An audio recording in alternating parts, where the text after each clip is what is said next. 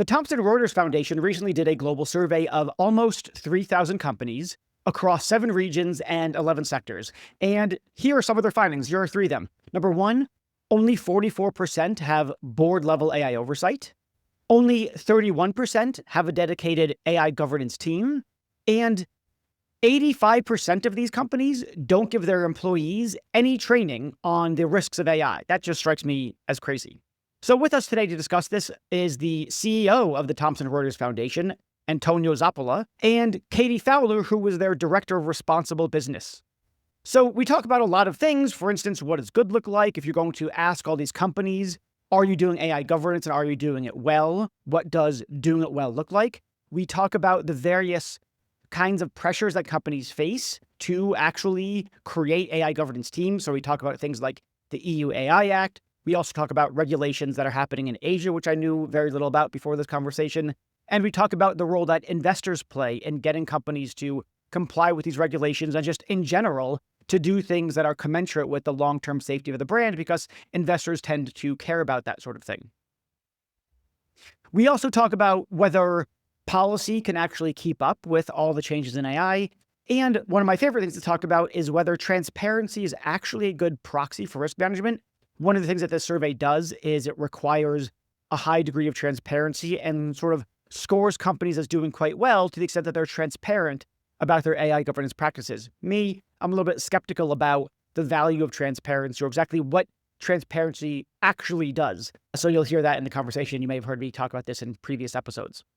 Finally, this research is ongoing, and they want companies that are especially publicly traded who are doing some degree of AI governance or not to engage with their survey. And so I put a link and information about how to get in touch with them so that if you're the appropriate person to fill out this kind of survey for your organization, you can get in touch with Thomson Reuters and fill out the survey, et cetera, et cetera. Okay. As you probably know by now, because I've done several episodes on it, I have a new book out called The Ethical Nightmare Challenge. It's available on Amazon and BarnesandNoble.com and Walmart and I think Target. I'm not really sure. I think Target. Anyway, please go take a look at the book. Also, in previous episodes of this podcast, as I think you know, I've released the audiobook for free. So every episode, I have something like, 5 episodes, 4 episodes where I read 2 chapters each. Of course, if you want to buy the audiobook, that's also available at places like Amazon. And that's it. Trenchant criticism, comments, thoughts, whatever you like, em@reedblackman.com. Okay, let's go talk to Antonio and Kaite.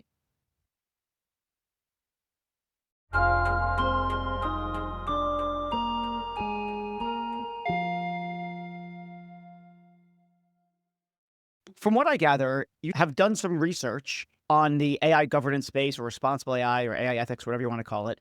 And it seems like your investigation has turned up that companies are falling very short of where you'd like them to be, or maybe society would like them to be, maybe where their boards might want them to be. So is that right? You're finding them falling short? And how did you come to that conclusion? What did that research look like? Yeah, thank you. I think that the headline here is that governance is lacking and adoption is definitely outpacing governance worldwide. I think the starting point for us is that everyone has a view on what corporate adoption of AI should look like, what tools businesses should be using, what data they should be trained on, what safeguards should be in place. But it's very much harder when you actually have an accurate picture of AI and what AI looks like inside real companies. And this is the gap that we felt being very present, and that's the gap we wanted to fill. Yeah. So compile this research precisely to have that snapshot analysis of what actually is going on with companies and AI. Yeah. And so can you say more, maybe Kaite, can you say more about what that gap looks like or how that gap shows up? Also, Yeah. the other thing that I want to mention is Antonio mentioned companies globally. So also what's the scope of, what's the geographical scope of companies that you were considered in the research? Yeah, absolutely. Thanks so much. So the research covers 2,972 companies to be exact. So almost 3,000. That's not enough. That's not going to be enough. If it's not at least 3,001, I'm not interested. Well, oh my gosh, I think we're done. No problem. So yeah, we really fell short, much like companies are doing with their government. Nice. Number there.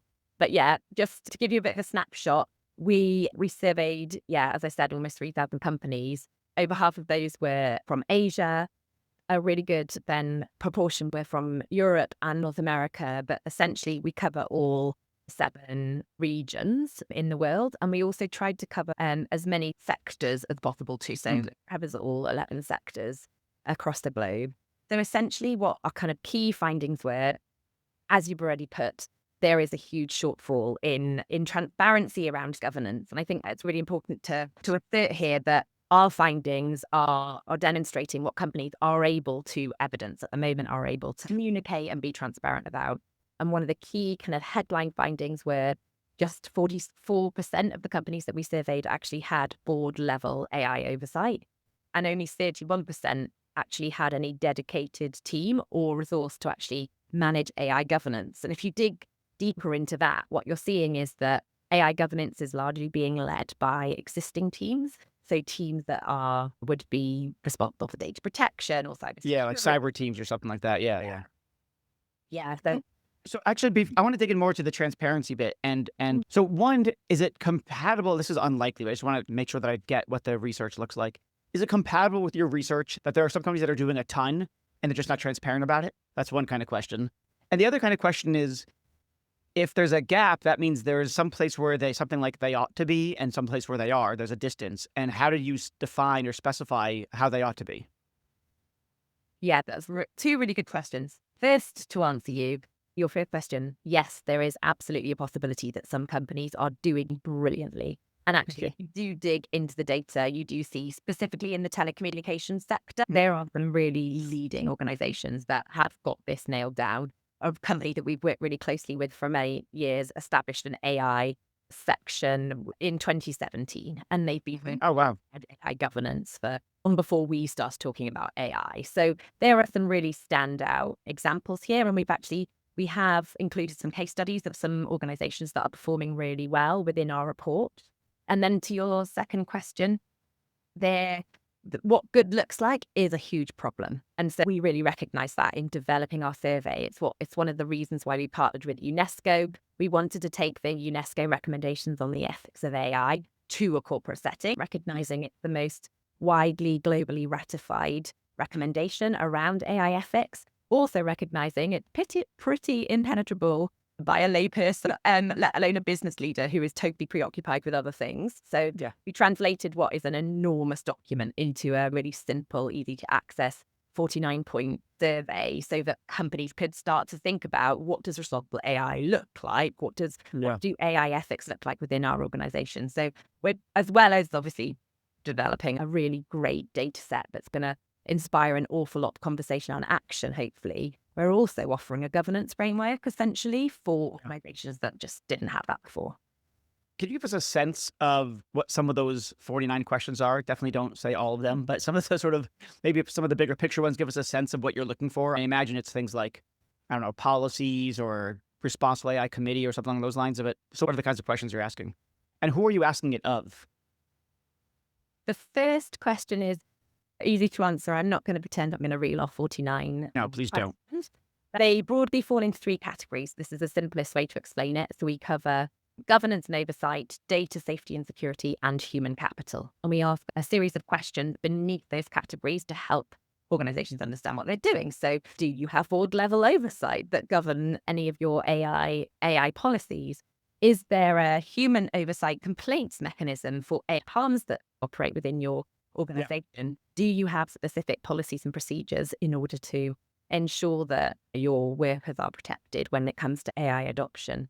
Yeah. And who we're asking it to is the $1 million question. We have worked super hard on our company engagement to try and establish who should be answering those questions internally. Yeah. And the truth of the matter is that there is no one person. This does not look like a homogenous kind of role. Companies are adopting AI in so many different ways. Some by having really junior experts going, come on, we need to roll out AI, and there's absolutely no ownership. And some through executive leaders who have heard that they need to jump on the AI bandwagon, but have absolutely no idea how to do that. So it really doesn't look the same in any two organizations. That's one of the challenges actually that we've had in getting companies to really adopt the survey and ensure that there's internal traction across teams in order to come together and govern this effectively.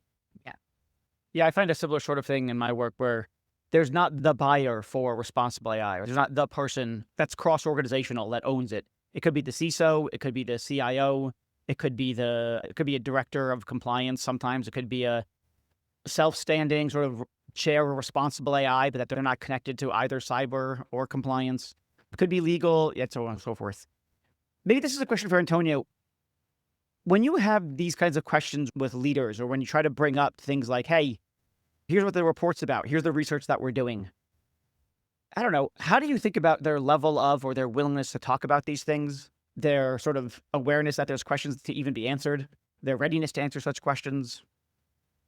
I think it depends which leaders we are talking to. I think from a corporate perspective, and I think this is part of the interesting part of the exercise that we've been doing. Companies that were already engaged with our previous disclosure campaign and disclosing mechanism were more talk to us because obviously there is an element of established trust, but they also understand the validity and the importance of voluntary disclosure. I think a lot of leaders, especially leaders being rushing to adopt AI because they fear losing margins from competitors, might be perhaps less reticent in engaging with a survey like that because they thought it was an immediate priority. I think it depends on who we are talking to. We obviously, as Katie mentioned, have already an established voluntary disclosure platform with whom, with this platform, we engage with multiple companies around the world. So there is already an established component and element of trust that allows us to have those conversations quite quickly and quite openly with a number of companies. Other leaders that are new to the mechanism of voluntary disclosure might be more skeptical because they don't see disclosure at this stage as a priority. The reality is that the EU Act is already coming into force. And so these questions will surface a way or another. There's the AI audits that are coming into place, and yet they're not yet mandatory. But at the same time, legislation is moving in this direction. And also, the other thing I would say is that board members and non-executive directors of listed companies have fiduciary responsibility and very little understanding of what's actually happening and the implications of what's happening within the AI adoption strategy of any listed company. Yeah. Do you get a sense, and this is a question for either one of you, do you get a sense that most of the organizations have a grip on what the risks are, that they, wherever they are in their journey towards managing those risks, they at least understand, oh, these are serious risks we got to get our hands around? Or is it still, I don't know, sometimes I have conversations with people, senior leaders, who don't know anything about bias in AI, and you think, how is that possible? How is it still day one for you? I guess I'm wondering about the extent to which you hear that sort of thing where you're having conversations, or maybe it turned up in the survey, and they seem to express, I want to say something like a shocking degree of culpable or non-culpable ignorance on what the risks are and what needs to be governed. What's your sense of that landscape? I think that the purpose of the questionnaire, the purpose of the survey is precisely to allow them to understand and calculate the risk, right? We always position this as a North Star for a company that wants to understand what the corporate AI adoption actually practically looks like. Especially some of the high-level figures with 89% of the companies not considering energy use and carbon footprint of AI systems of companies, 72% of companies not assessing the societal impact, which goes back to 93% if you look at human rights indicators. I think just the process itself of engaging with our survey, and Katie can tell you much more about the specifics, really is an interesting exercise for companies that really want to understand the risk. It's very much positioned from our perspective as a risk mitigation tool across. Yeah, I wouldn't add an awful lot more. I think that is the rhetoric. Ultimately, it is, we're here to try and demystify what responsible AI looks like. But there is such a disparate pattern of understanding amongst executive leaders, and that just is a fact. That linked to your earlier question around who's owning responsible AI within an organization, because a lot of executive leaders do have a tendency to hire somebody to own it, and then they don't have to worry about it. But I think our surveys aiming to try and help executive leaders and other people across organizations to understand how embedded all of these AR risks are into every part of your organization. This isn't a tech problem. This isn't a one department problem. This is an absolutely everybody problem or opportunity, actually. We can't talk about it as a problem. Ultimately, it's only a problem if we're not managing it and we're not measuring it from this early point. Just frameworks like this just give an opportunity really to organizations to best utilize this amazing capability that is being handed to them. So really what you've got is something like a tool for raising awareness masquerading as a survey tool, as a survey. I guess it's dual functions, not just masquerading, but it's like a Trojan horse for awareness. Thank you for that clarity. We're not trying to separate necessarily. It definitely serves your purposes. And there is no denying that we really thought very hard about how to market this tool up front, because we're really aware of the fear that exists within a lot of corporations around talking about their AI governance and being the first to talk about it, looking at transparency as a kind of lever or a proxy for really good risk management, which a lot of our investors tend to do at the moment. So they're saying to us, if a company is being transparent about what they're doing, we're not looking for perfection at the moment. We don't really even know what perfection looks like, but we have a lot more faith in organizations that are willing to talk about it than those aren't. So there is this sort of aspect of it being a tool for internal governance, but also a lever and an opportunity for companies to talk to their stakeholders. Yeah. I want to press on the investor question in a minute, but before I do that, I want to pause on the awareness stuff and specifically the fact that it's divvied up between Asia, the EU, UK, US, Canada, I assume. Is there more awareness? Is there more maturity in the EU precisely because of the EU AI Act? Or I would expect, if you asked me to form a hypothesis about where's the greatest awareness of the risks, where's the greatest effort put forth for AI governance, I would guess the EU because of the Act. But is that borne out by the research?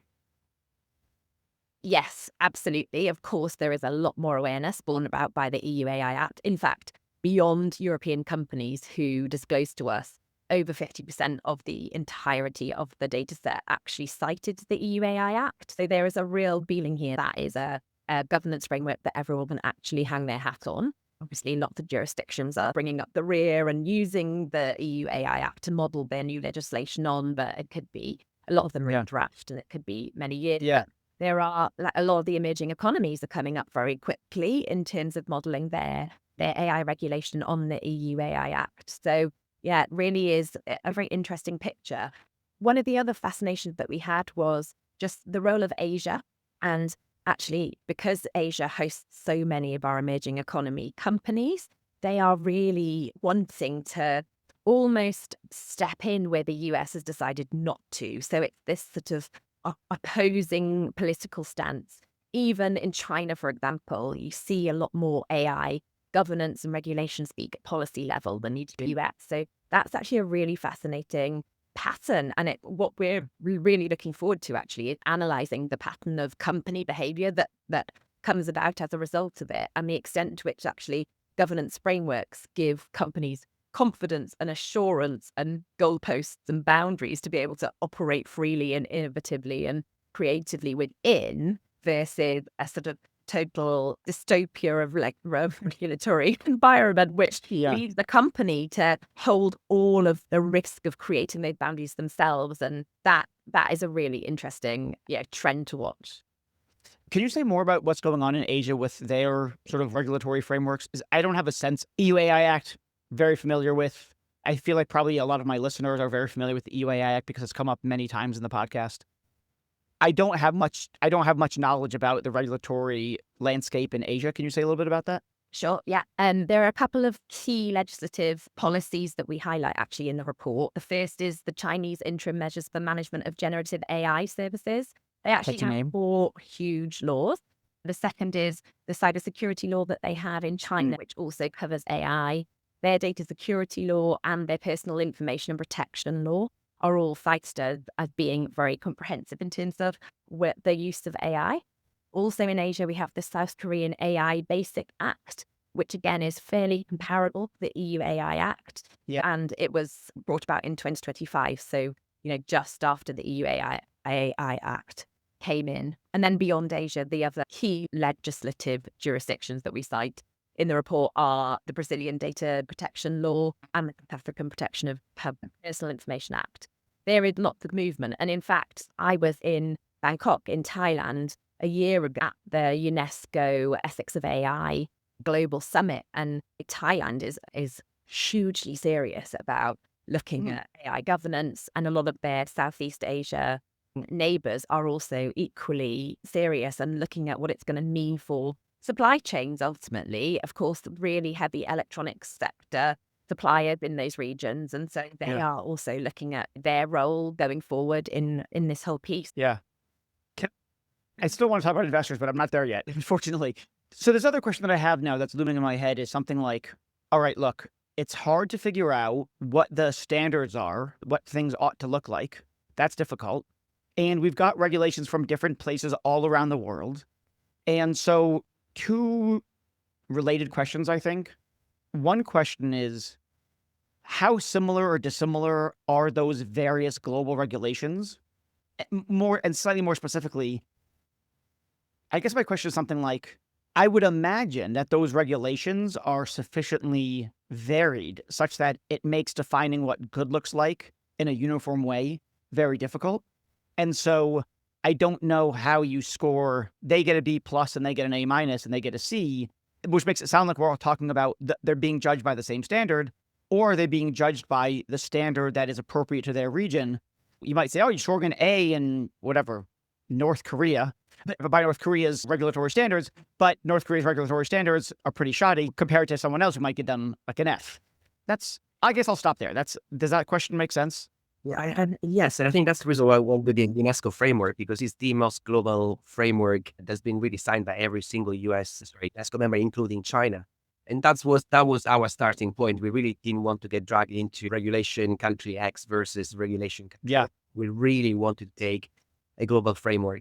And it's a similar, I will say, it's a similar argument when it comes to audits, right? So at the moment, if your company goes for an AI audit, you can choose multiple suppliers, but it's not a unified standard. So you might get a rating if you get rated by or audited by a specific company and vice versa. So the idea of it is really to high and to embed as much as we can. And by the way, this questionnaire will of course evolve.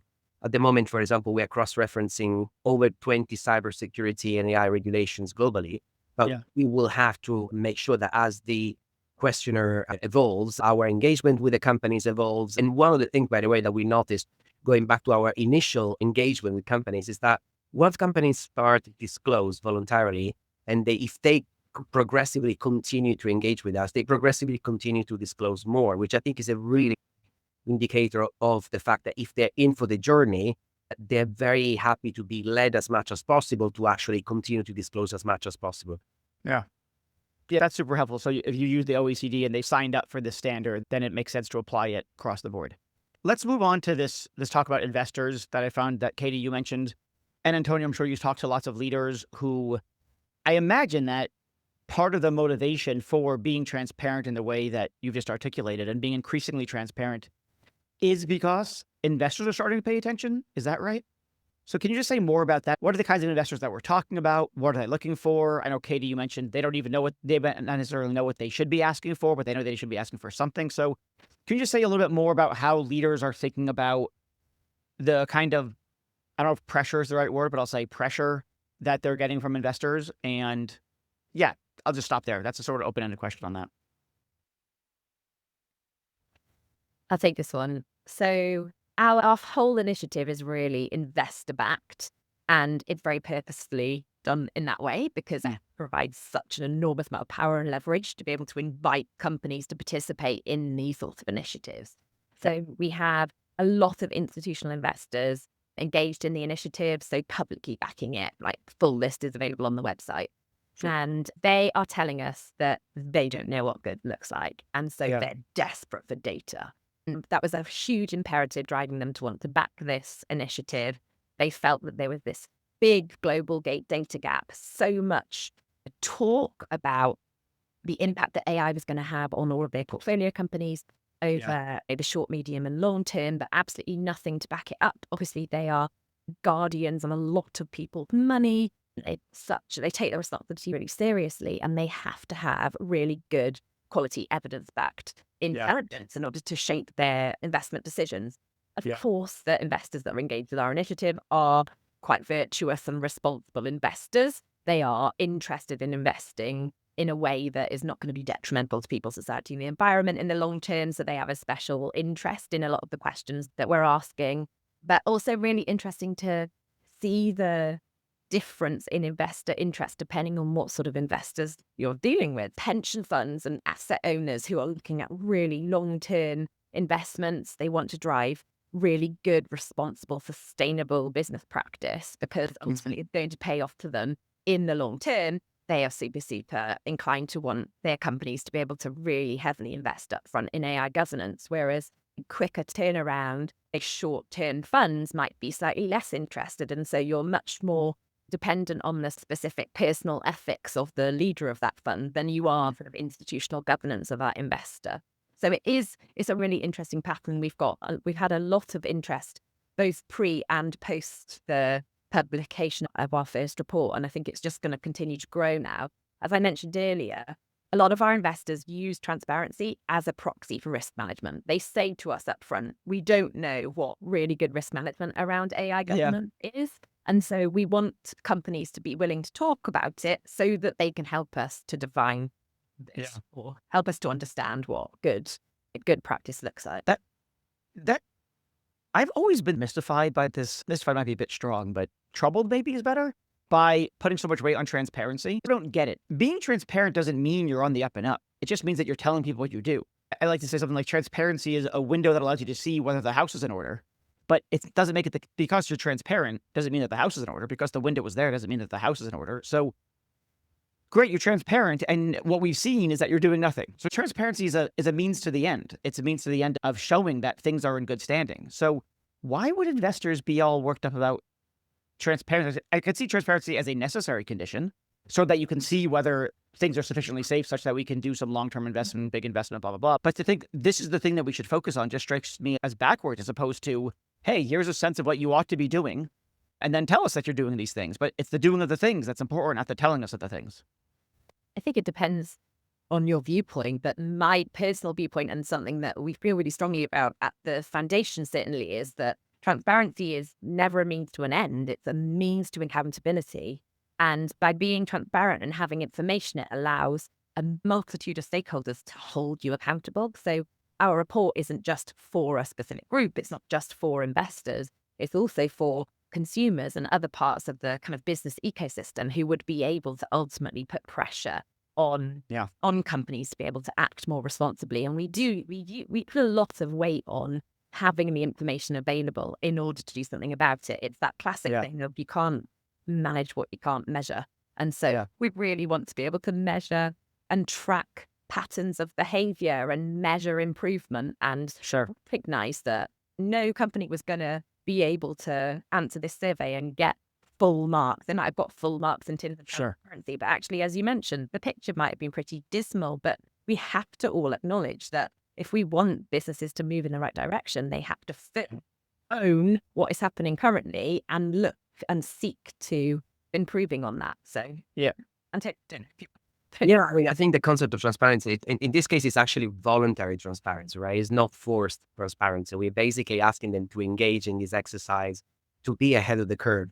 So there is also an incentive in being voluntary transparent because you are essentially going to put your house in order, going back to your metaphor, before somebody forces you to do that.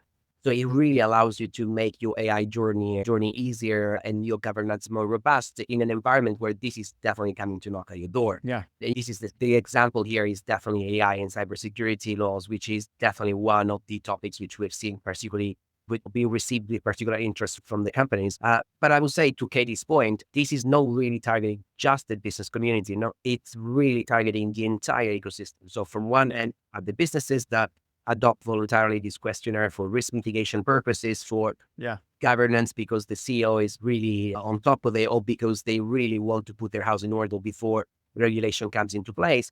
From the other hand, you have the investors who are really using this to make better informed investment decisions because it strengthens risk evaluation by revealing how companies are managing issues, to your point, like bias, security, accountability, and ethics, helping really reducing financial exposure.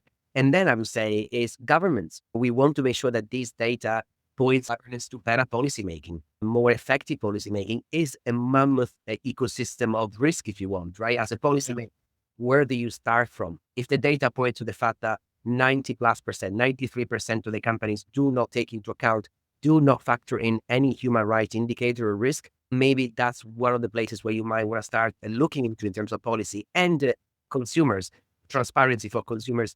Definitely, I always say, if we end up having a Rana Plaza moment of AI, the consumer narrative will shift dramatically and it's prepared before it's too late. And if I can, I would actually add two more stakeholders to this ecosystem. One is the insurance sector, which is basically interested by what we're doing because they really want to be able to calculate risk. And the other one is the legal community, because lawyers can be your gatekeepers or actually can be very supportive enablers. Yeah. I guess I have a question about what the heck is going on here. That's going to be the question. So we've identified something like, I think, two kinds of gaps. One gap is something like where they ought to be and where they are. And the second gap is where they say they are and their ability to sufficiently demonstrate that's where they actually are. So you put that alongside the past 10, 15 minutes of conversation, which is something like there's pressure from investors, there's pressure from consumers, there's pressure from governments, there's pressure from lawyers, there's pressure from insurance companies. So what explains those two gaps given all these pressures coming from different angles? Which gap specifically are you referring to?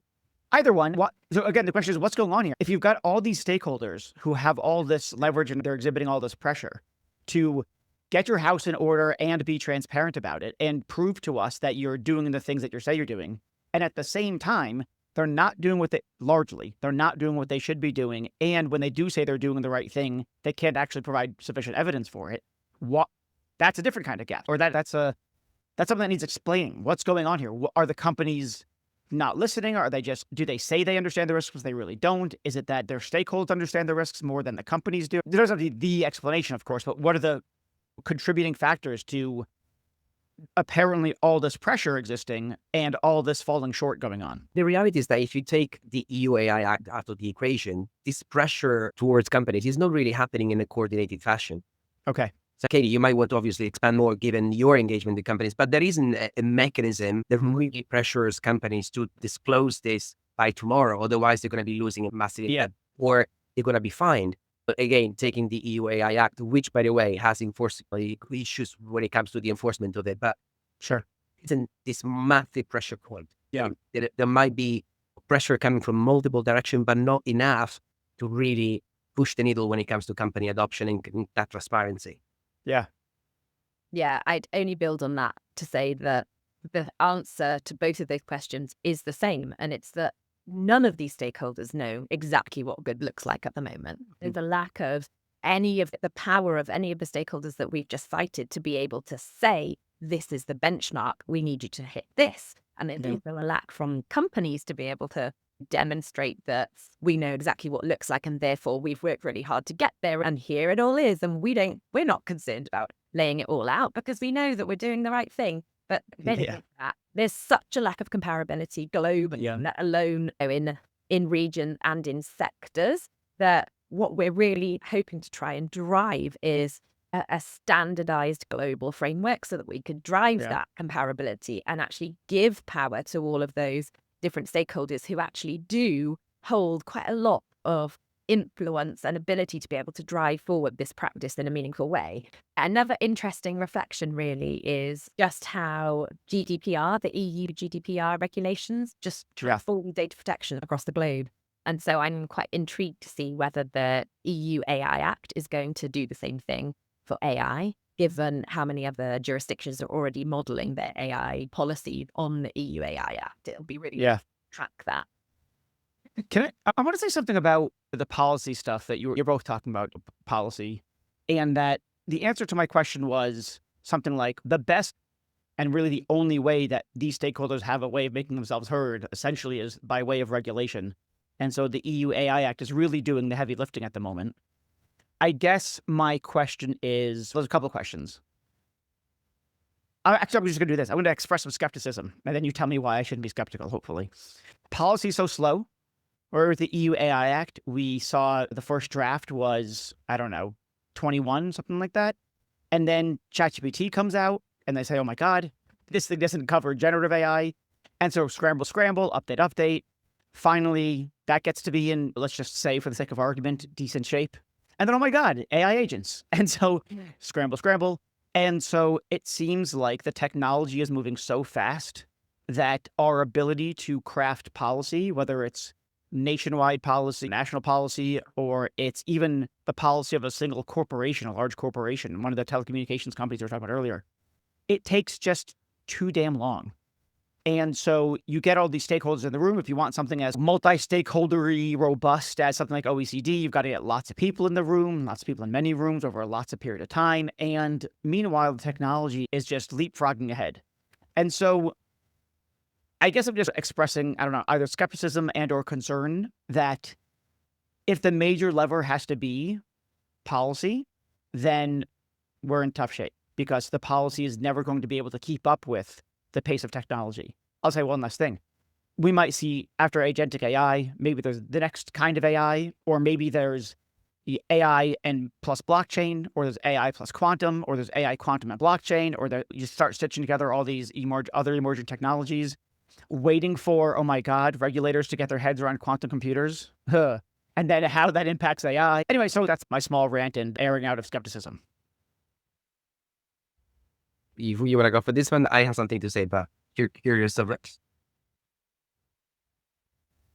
So I don't think policy is a silver bullet here.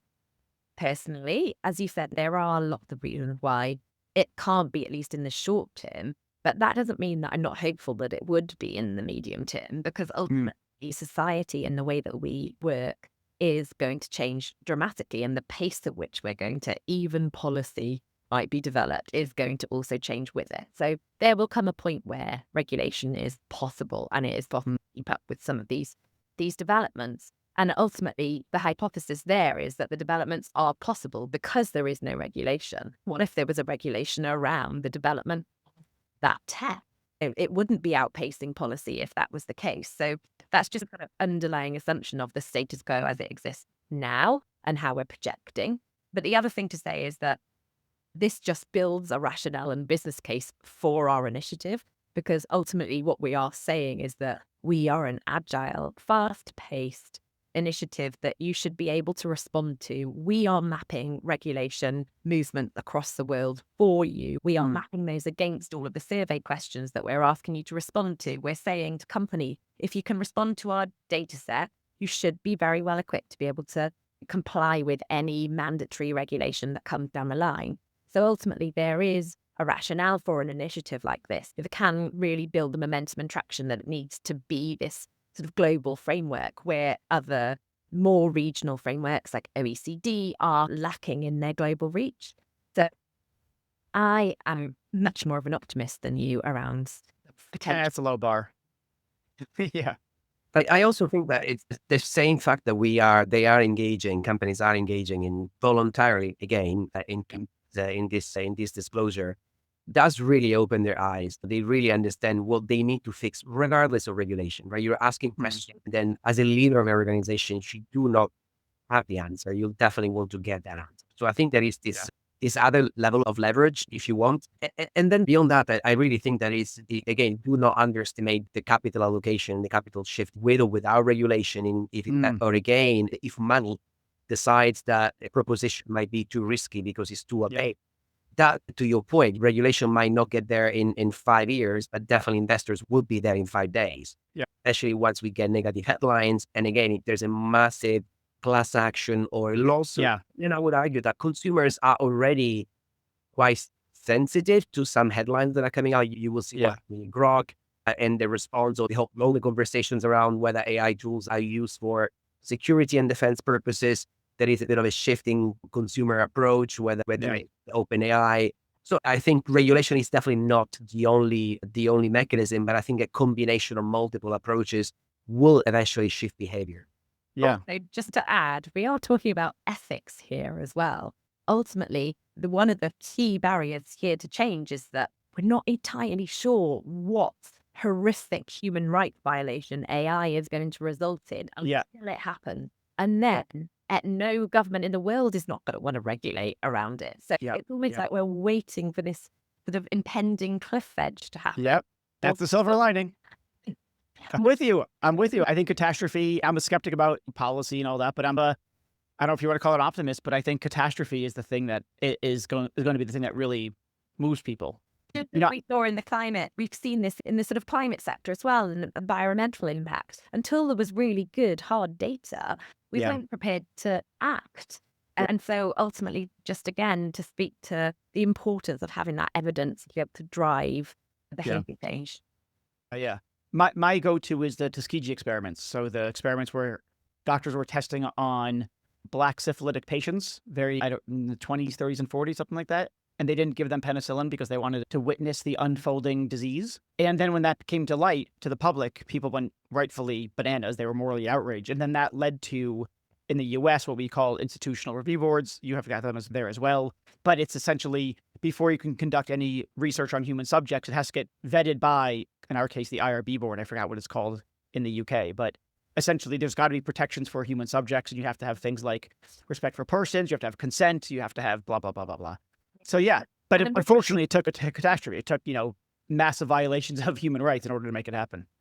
And I guess a more relatable and recent trend is the impact that social media has on mental health of young people. And actually, you are seeing tangible policy responses now. The evidence is here. We had to wait for a couple of decades to really know that teenagers were committing suicide as a result of seeing suicidal ideation on TikTok or whatever it looked like. But there are tangible sightings now in the fact that are resulting in policy change. So we will eventually see that in AI if data doesn't drive change ahead of that.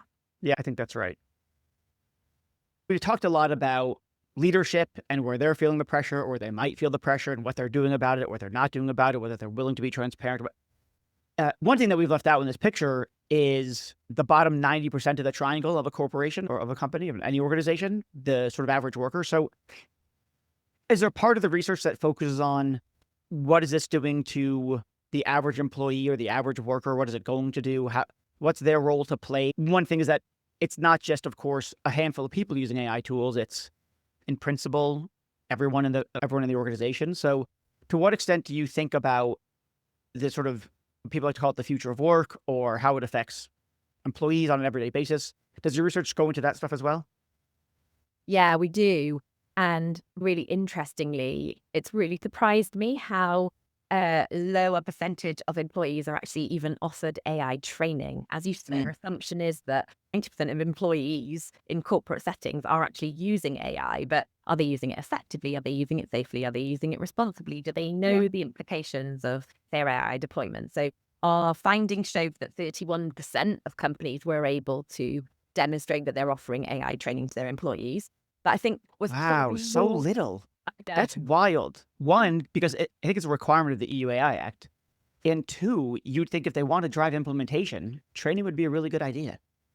I feel like there's an assumption that it's like Google. It's like a search engine. Anyone knows how to use it. But it's so much more nuanced and intricate than that. Yeah. But what's more staggering is that 85% of the companies that we surveyed actually offered no information about policies to protect workers or any information about the negative impacts of using AI to their employees. And of course, a lot of the younger generation are super aware of the potential negative impacts of using AI, so called into question. So what we're seeing is a pattern here where corporates aren't understanding that their employees are a really major stakeholder in not only their responsible AI deployment, but also their effective AI use. Yeah. So that was a kind of really interesting, quite staggering finding. Yeah, it's wild. Okay, so very last question then. I think I suspect I know the answer, but let's just make sure that it's out there. You wave a magic wand. What do you want to see from companies moving forward? I imagine, obviously, increased transparency. What are some big things you want them to really pay attention to now? I would love for any listed company in the world, if I had the magic wand, to just decide to adopt this questionnaire, to have more of an understanding of what their AI journey looks like, which will inevitably be different from company to company in terms of sector, in terms of market cap, in terms of regional exposure. So I think adopting the questionnaire will inevitably have a cascade of positive consequences for company, for the people that work in the companies, for the services that these companies produce, for their operations, for their board resilience, for the capital allocation, for consumers, for governments, for the insurance company. I think everybody really wins if everybody is equally informed to take decisions. Katie, any following remarks? I can't follow that really. That ultimately is the objective. We feel so strongly that responsible AI is not a big tech problem. It is not exclusively a big tech problem. If we can get a critical mass of companies operating across the world to understand what responsible AI adoption looks like and to deploy it effectively and responsibly, then we are making such a massive dent in shifting the whole narrative and behavior. And so that's ultimately our goal. Yeah. This has been great. Thanks for doing the research. Thanks for coming on. It's been fascinating stuff. Thank you for having us. Thanks for having us. Thanks. Thanks everyone for listening. I hope you enjoyed the episode, and I want to thank a few people who make this all possible. Delano Alexander, he's my producer. He does such an amazing job on everything that he touches. Garrett Lang is the sound engineer. That's honestly, he's too good for me. Athmia Jairam has joined us recently. He's helping us find the best guests to bring onto this podcast. And Ashley Wassilenko helps us organize all this, get people on the schedule, get people's bios, headshots, and really keeps the train on the track. So thanks, guys. Really appreciate all the hard work you do.